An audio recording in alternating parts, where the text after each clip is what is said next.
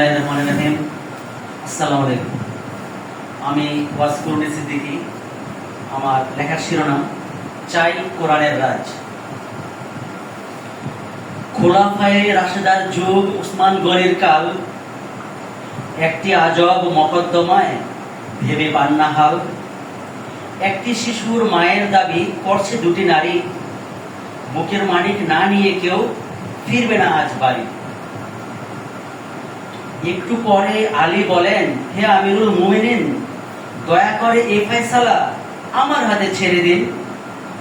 উসমান গনি তাকান এবার, একটু মুচকি হেসে, দয়া করে বের করে দিন আসল মাটি কেশে। এই ফয়সালা সুন্দরভাবে কোরআনেই তো আছে, দুই মহিলার বুকের দুগ্ধ আনুন আমার কাছে। অবাক চোখে চেয়ে দেখেন মহান প্রভুর সৃষ্টি, যদি না ভুল হয়ে থাকে আমার চোখের দৃষ্টি।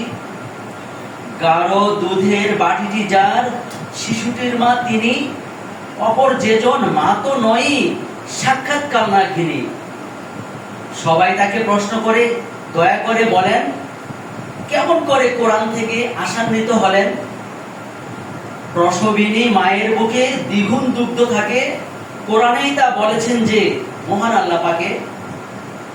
যে কোরআনের আলো দিয়ে এই না বসুন্ধরা একদিন হয়েছিল ফুলে ফলে ভরা, সে কোরআন আজ রয়েছে গিলাফ বন্দী হয়ে।